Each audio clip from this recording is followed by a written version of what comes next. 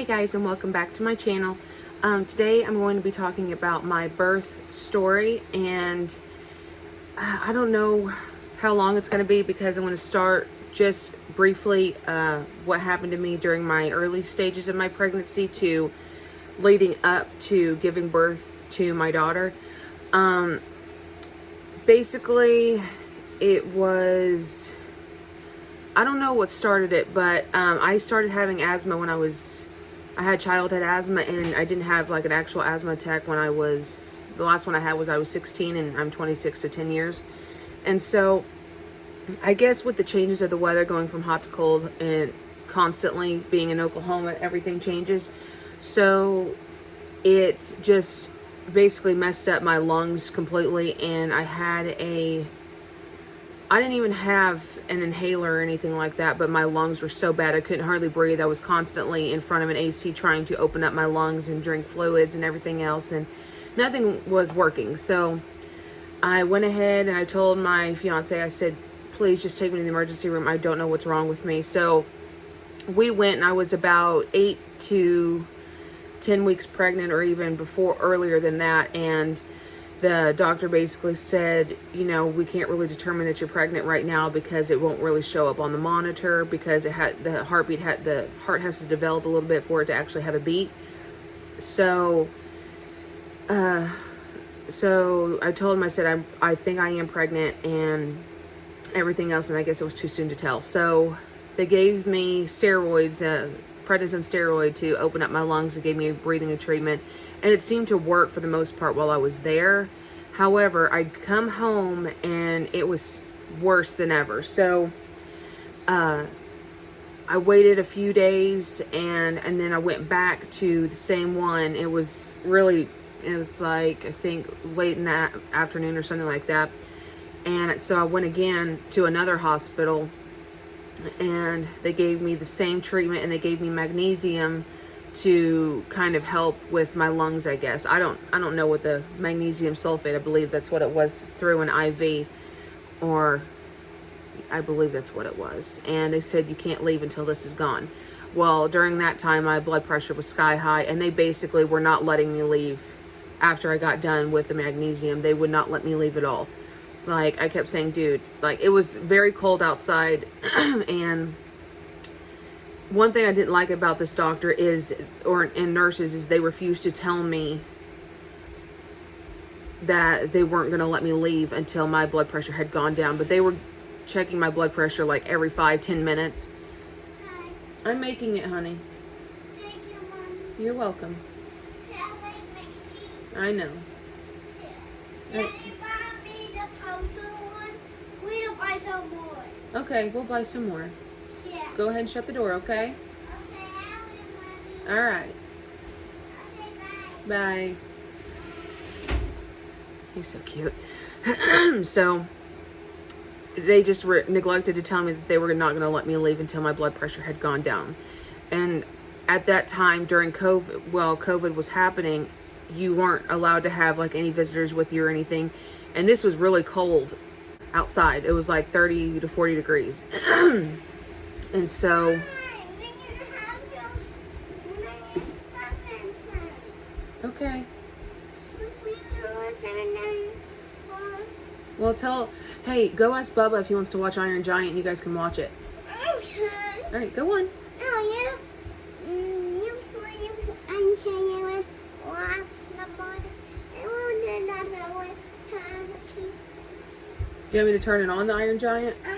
All right, come here for a second. Sorry, I had to go turn on the Iron Giant for the boys. So anyway, so the doctor never said that, didn't tell me that I wasn't going to leave. And like I said, it was at the time, it was like 30 to 40 degrees. And for some reason, our car was acting up. It almost died coming up here and coming up, not here, but to the doctor and everything else. And so, I was getting really upset because it was cold outside, and my fiance didn't want to run the heater that much. He was running it would get hot, and then you would have to turn it off, and it was just a waste. And he was scared that if he turned it back on, it wouldn't start.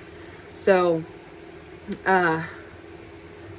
during all that, he was getting really anxious because the boys were outside and everything else. So I told the doctor, I said, look, I've got PTSD. You guys are keeping me here for no reason. I get that my blood pressure is sky high, but you guys are basically keeping me here, and I don't want to be here.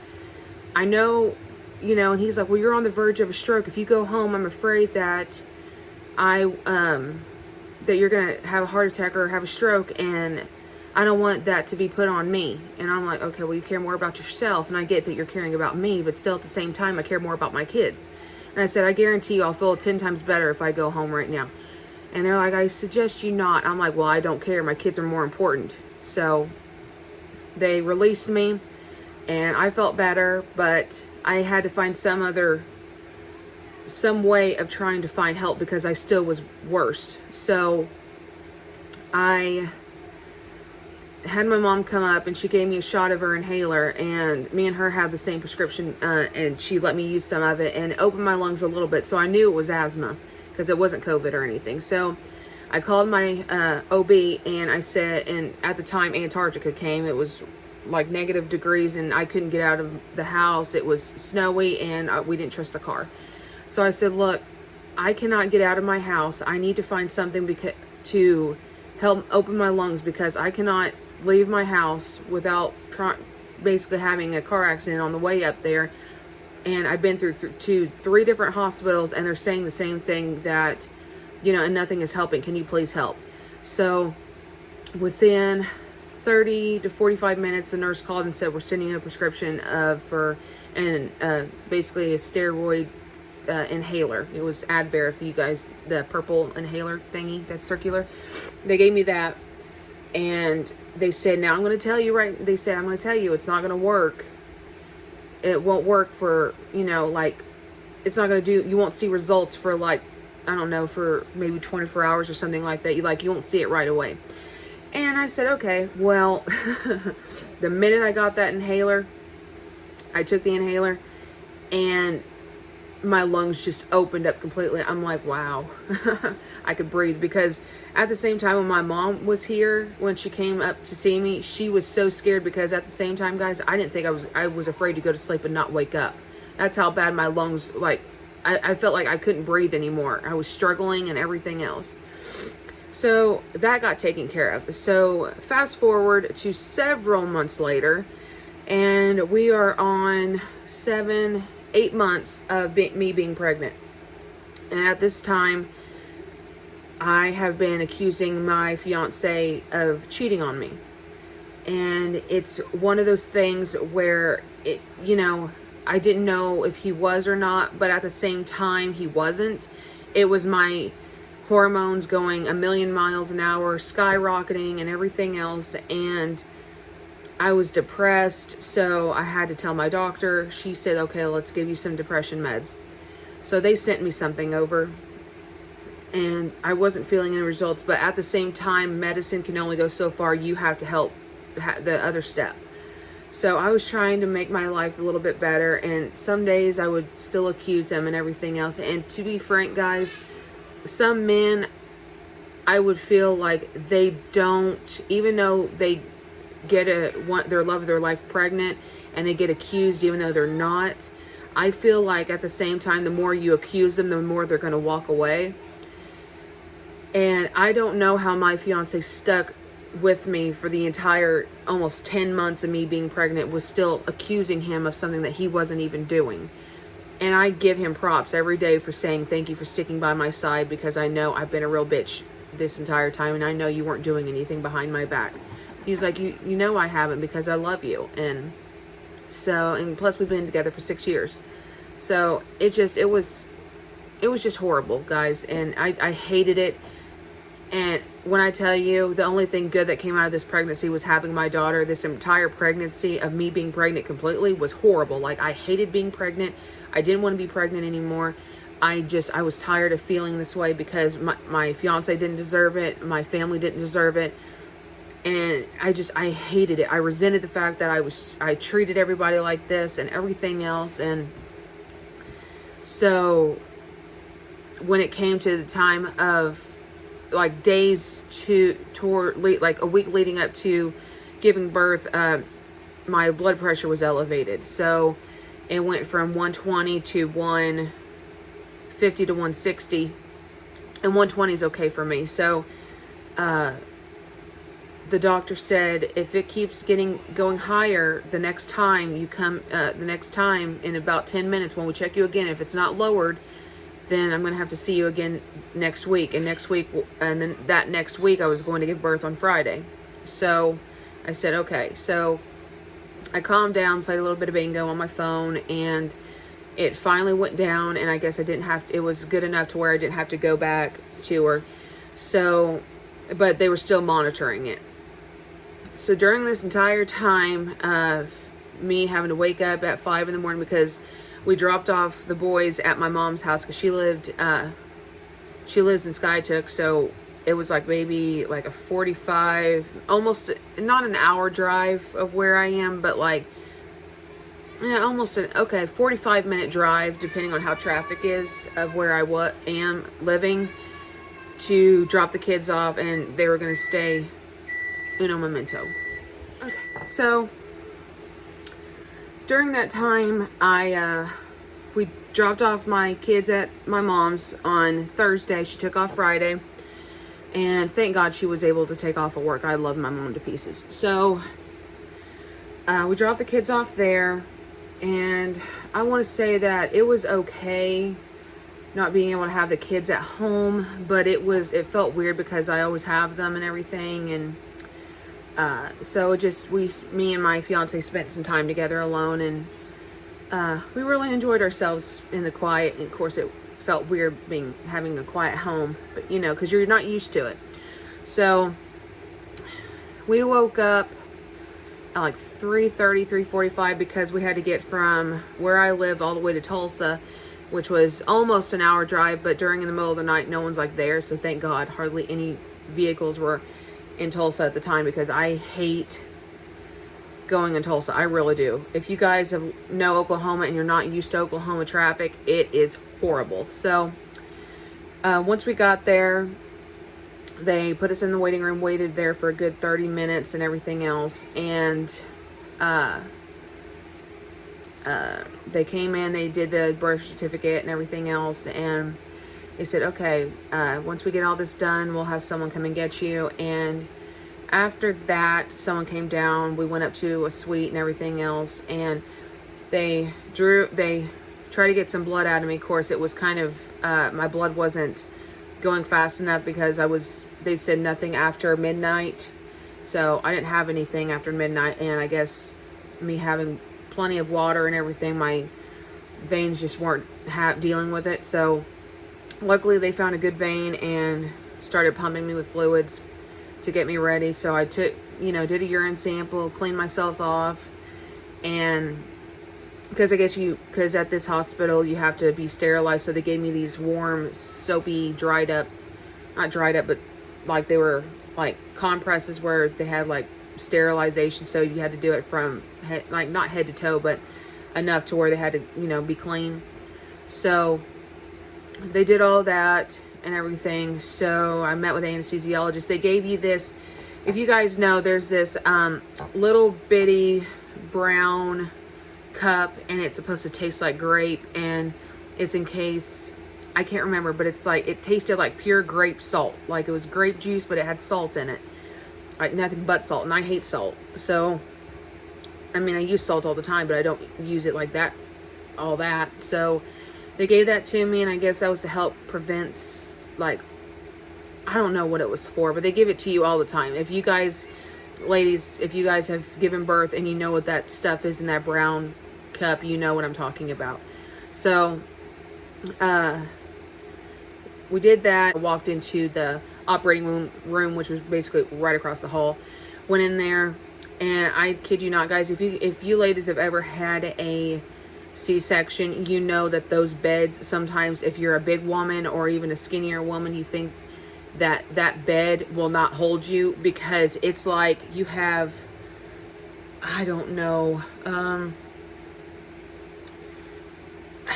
okay, I don't know, it's like maybe 1.5 feet of space that you have to lay on. So you are basically spread eagle, and all this is like, you only have that much to lay on. It's like you think you're going to fall on either side because it's that small. And the room was small too. It was like maybe 5 or 6 of us were in there, maybe 10 at the most. And so anyway, and so this is where it gets bad. So prior to this pregnancy, the other 2 kids I did have scheduled C-sections, and in the exact same spot where the spinal block is, they do the exact same place every single time. And the worst part about this pregnancy is they could not get the spinal block. They could not put the spinal block in me for the life of me. They have and let me tell you guys, even if they did numb my back, on my lower back, it was so bad. It literally, every time I knew it was trying to go in and trying to basically put my chest for my chest down to sleep, I could feel the medicine going in different parts of my body to where I felt like someone was literally stabbing me in the ass with knives or needles. That's how bad it felt. Like, it felt so bad. And they said, well, what does it feel like? What does it feel like? And I said, this is what it feels like. Or it's, what do you feel? Where does it hurt? Where do you feel it at? And I said, my right, my left, center. And they're thinking, okay, it's working, it's working, it's working. And then it couldn't work on that part. So then they did another, like, they had him 3 holes on my back, like in a row down, like, and it was horrible. And so I felt them go through something, like they put I guess the catheter in, or whatever it was there in my back, and I could feel it pierce something. And it wasn't my spine, it was the cartilage in between my spine, because all I had was nothing but scar tissue where my previous spinal blocks were. And this was going on and on and on for 30 minutes. And you tell me, guys, that this was not painful. It was. It was so bad, I could not take it anymore. So I was just doing what they were saying. They said, you're doing great, you're doing great. And I kept thinking, no, I'm not doing great. I want this to stop. Just put me to sleep. Like, my doctor was basically saying, you guys have been doing this for 30 minutes, should we just go ahead and put her to sleep? And if they were, the worst case scenario, if they were to put me to sleep, my fiance could not go back there with me. He would have to stay in the NICU. And they said, well, no, let's try this. She wasn't at concern for harming the baby or anything. I mean, everything was going fine. So they tried again and tried again. They said, okay, we're going to do this. We're going to do this. And they said, if this doesn't work, we're going to put you to sleep. I said, okay. So, I don't know what they did. I just know that it was a relief when they said, okay, let's lay you back. And I'm like, did you do it? Did you do it? But usually you have to tell them if the spinal block worked, because you'll start feeling warmth on your feet, on the bottom of your feet going up. And I didn't feel that. And I felt a little bit of it, but I didn't feel it at all. So they went ahead and just laid me back, and I'm like, okay, what's going on? And at the same time, I was scared that they were going to have to put me under. And so then all of a sudden I started feeling numbing and started feeling my body feel weird. And at the same time, they were putting a catheter in, because, if you have a C-section, they have to put a catheter in you. And ladies, when I tell you, when you have that spinal block, it feels so great when you can't feel that catheter. I felt it, but of course I can't. It wasn't painful, but because my body was starting to go basically numb, but I could feel them, inserting it and everything else. And so they said, do you feel this? Do you feel this? I'm like, my body feels numb, like my body's going to sleep. They said, that's good, that's what we want. We just gave you an epidural. I'm like, oh, well, why didn't you do this the first time? Like, and I'm not going to tell people how to do their job, but I wanted it just to stop, So I said, is my fiance coming? They're like, yeah, we need to get you situated, and then we will go ahead and go get him. So at the same time, when everything was going, they put the oxygen mask on me. And as they were doing this, they said, okay, we're going to bring your fiance in, or husband in. And I said, okay. So he was behind me. I couldn't see him. He was like right at my shoulder. And it felt like forever. It really did, and they said, you're feeling this. And, the doctors weren't talking to me. The anesthesiologist, he was great. And my doctor, she was just talking and everything to everybody else, and I'm just like trying to concentrate, like few more minutes, you're going to see the baby, you know. And at the same time, guys, I didn't think I was going to have a girl, you know, because at 10 weeks, it didn't look like I was having a girl. It looked like a boy, but at the same time, I've had 2 boys. So I didn't know what, you know, having a girl looked like determining the sex, you know. So, anyway, it was bad. It was horrible. And the anesthesiologist, I love him to pieces. He was amazing. He kept saying, few more minutes, you're doing great. You know, are you feeling this and that? Well, like the minute that I leaned back and they started working on me, I kept saying, I literally feel like I'm going to throw up. And when I knew I was going to throw up, my entire mouth started watering, and I kept trying to swallow, and my esophagus was starting to open up, and I said, I'm starting to throw up, and I didn't know if he could hear me. And I said, no, literally, I'm fixing to throw up. And I was going to lean over to throw up, but he said, okay, we'll go ahead and take care of you. The minute they put whatever it was in my IV, go eat, honey. Okay, I'll get you something in a minute. He should have something to drink. I think he's got juice, but oh, you don't have anything? I thought you did.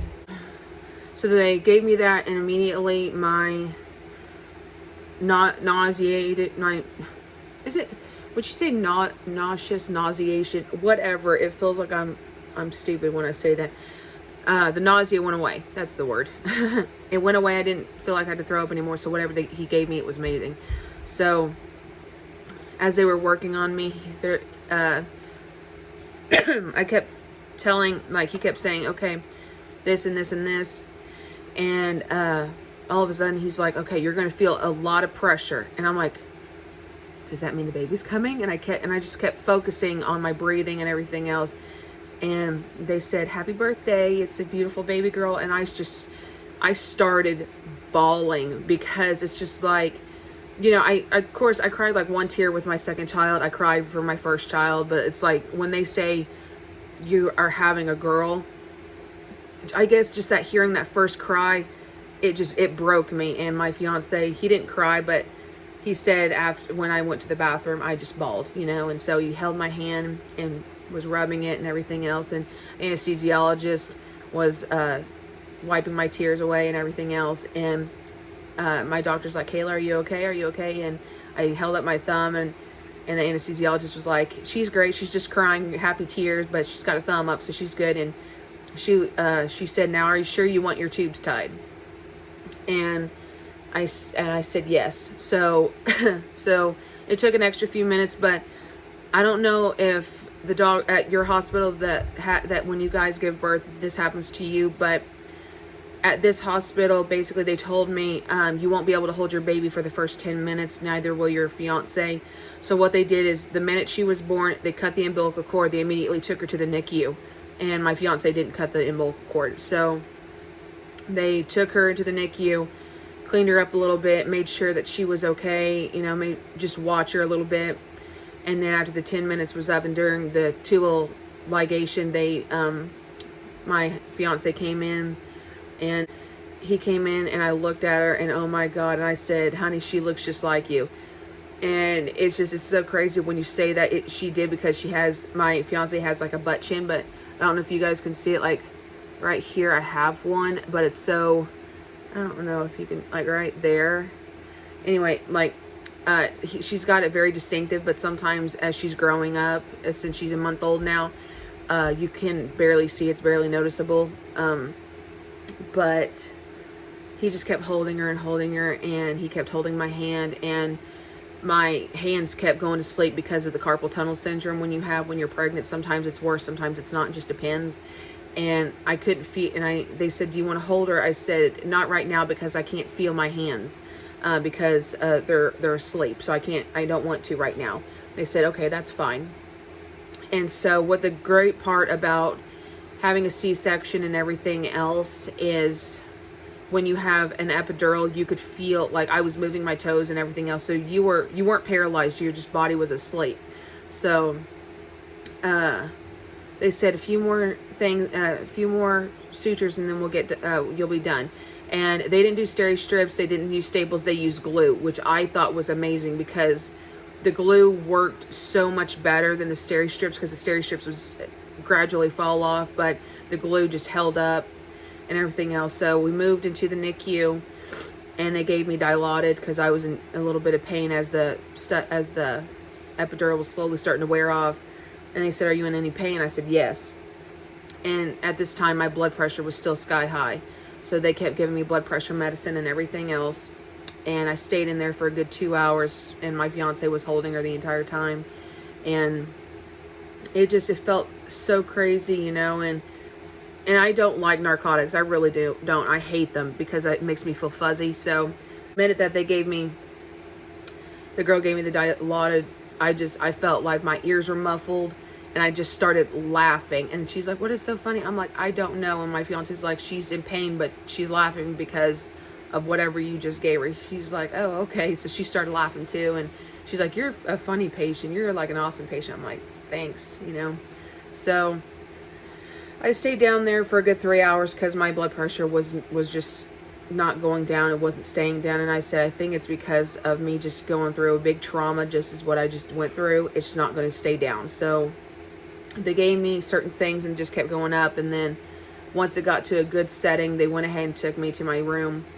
And then once I got to my room, they said, "You can't move for 24 hours. You can't get up. You can't do anything. So your husband is going to have to take care of her during the first 24 hours. And I said, "Okay." Well, he was fine with that. And I didn't really know because he was exhausted as well. And he can sleep through a hurricane. So if you wake him up, he won't hear it or anything like that. So luckily he had his phone with him, and I was calling him from like a foot away while he was asleep. And I said, "Honey, she's awake. You know, can you feed her and stuff?" And and after about a few times after he fed her and changed her, I fed her and everything. And so it was crazy because I didn't like having to not move. I don't like being stuck in a bed. I don't like being bedridden or anything like that. And I hated it. And so I had to physically move myself from side to side because I kept telling my fiance, I said, "This is how you cause bed sores, by staying in one place for so long." Sorry, my throat is itchy for some reason. So it was horrible. And, you know, I didn't tell the nurse, like, this is how you create bed sores, by staying in one place for so long. I didn't tell her that, but my butt was hurting so bad. And luckily I was able to move, you know, my body around my bed. So after that, everything was wearing off, and they said, "Okay, now you can get up." And this was like the next day. This was a Saturday. And so it was like late Saturday evening that I was able to get up and take a shower and everything else. And I said, "Can you guys like take her to the nursery so I can take a shower?" And at the same time, my fiance was helping me take a shower. So they said, "Yeah, of course." So they went ahead and did that. And they come back in and they said that, you know, and my blood pressure was still a little bit elevated, but I said, "I guarantee the minute that I get up, my blood pressure is going to be fine." So it was somewhat elevated a little bit here and there, but it was easy enough to, you know, I didn't like having my blood pressure taken every 15-20 minutes, because that's how you create an elevated blood pressure, you know. So luckily all that was all said and done. And about Sunday, it was Saturday night, my doctor came in. She's like, "If everything looks great, you can go home tomorrow morning." And I said, "Okay, I'm trying to relax and everything else so I can go home tomorrow morning." So everything was taken care of the next day on a Sunday. I made sure I told my mom, because she thought I was going to be home on Saturday, and they switched it to Sunday. And she said, "Okay, that's fine. Extra day won't kill me." So so then I made sure everything was perfect, made sure I got around, did everything. And I wasn't afraid to ask for pain medication. So I got up, was doing everything. I was basically doing everything by myself Saturday around midnight on Sunday evening, or Sunday morning at midnight on Sunday. So I was getting up, doing everything myself. So, and by this time the catheter was already taken out, if you guys didn't even think that or anything. So they did that and everything. And by the time everything was all said and done, they were just waiting on her paperwork, and I was already discharged. They just were waiting on her.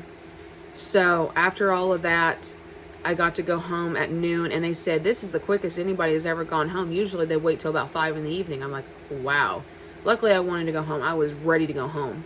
So I was just really happy that I got to go home. So my doctor gave me blood pressure medicine, and luckily my blood pressure's been so much better, and everything is taken care of. And I'm so happy that I don't have to have any more babies. I mean, yes, I would like more, but when you know that your body is just ready to stop, or it could have given out at any given time, listen to your body more than listening to, oh, I want more kids, you know, because at the same time, it's your body is what you have to take care of from birth until death. So it was just crazy, and I'm just so blessed that she was healthy and happy, and now I'm so ecstatic that she's, you know, mine, you know. So I'm happy that with the outcome. So I hope you guys enjoy this video. I know it's a rambling one. Don't forget to give this video a big thumbs up. Don't forget to subscribe and turn on this post notification so you guys can be notified every time I post a new video. And I also want to do a quick shout out to Mindy and Larry Minks. They are here on YouTube. I want to give them a shout out because they have been going through so much doing IVF and trying to get pregnant on their own. And I just want to let them know that you guys are strong. Thank you, honey. Okay, go ahead. All right, go ahead and watch it, okay? Okay, my dad was going to make a cheese in me. Thank you. All right, go ahead and shut the door, okay? Okay, I will. I will try it. Okay, you can watch that. Okay, bye.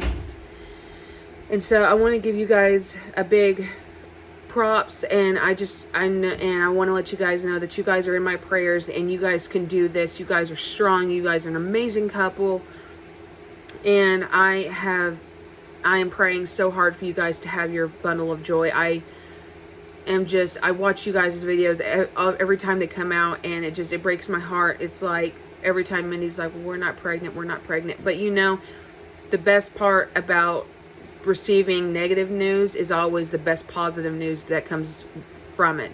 So it may not, it's basically, you know, you let go and let God take it over, because he knows exactly when he wants you to be pregnant. But hopefully you guys have a baby on Harry Potter's birthday. I mean, you never know, because I know you guys are amazing, big Harry Potter fans. But I just want to let you guys know that, Mindy, if you ever need anyone to talk to about what you're going through, I don't know personally what IVF, the feelings of having IVF, but I do know that when you do get pregnant, things do change. Your hormones will be imbalanced. And I know that Larry is a strong man, and he has got the power to take care of you and everything else. And if you need anything, or if you need someone to talk to going through pregnancy, I'm always here. I'm always like a DM away on Instagram. I think I follow you on Instagram. So I give you the biggest props for what you are going through, and I hope sometime soon that you guys will be blessed with a little bundle of joy. And